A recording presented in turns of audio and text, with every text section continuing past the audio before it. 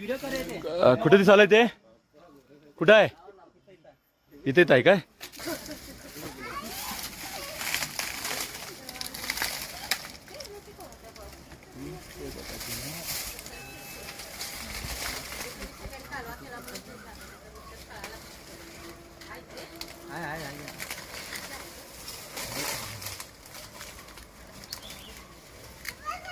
Video काढा.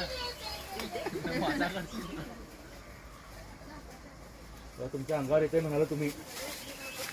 जर झाडीचं ठिकाण तुम्हाला दिसत असेल, थोडासा साप कमजोर पण आहे. आता मला पकडल्यानंतर लक्षात आलं. पण याच गटारीमध्ये जवळपास 2 वर्षाच्या पाठीमागे आम्ही 2 नाग पकडले होते. अतिशय जंगलसारखं ठिकाण वाटेल, पण पंचामृत हॉटेलच्या अगदी जवळ मी आहे. लक्षात घ्या, अजगर वाघ लपेल असं ठिकाण आपल्या जवळ असतंय. आम्हाला मात्र शहरातला चकाचून म्हणजे समोरचा बाज दिसत असतोय, त्यामुळे आम्ही इथं साप कसे आले म्हणतो. आणि आम्ही त्यांच्या जागेवरती आलोय. अक्षरशः नाग झरा इथं जवळ जातोय, तो प्रसिद्ध आहे लक्षात घ्या सापासाठी. आणि अशा ठिकाणी मी घरं बांधलेली आहेत. आणि हा घोणस एक सापडतोय. दुसरा साप इथं खाली आता गटरमध्ये आहे, तो पण आम्ही पकडेन. तुम्ही आमच्या सोबत राहा.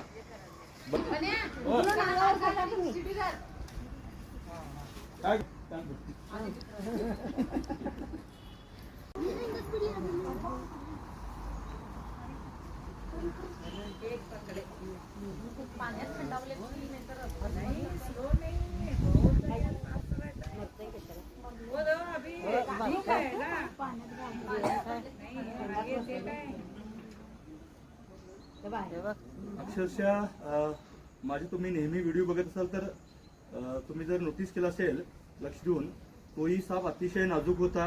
आणि हाही लक्षात घ्या नाजूक आहे. अर्ध मेल्यासारखा वाटायला हा तरी. आणि त्यामुळे एखाद्या मुंगूस वगैरे त्याने अटॅक केलेला असू शकतंय.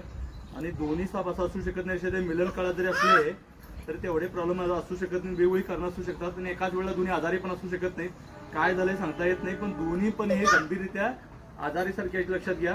आणि गटाच्या ठिकाणीवरती कसा का आला माहित नाही. दोन्ही इथंच होते का पहिला? हे तो मात्र तेवढ्या वर सोडून गेला. तुम्हाला तर अंतर दाखवता येणार नाही, ते हत्तीच्या अंतरावरती आहे.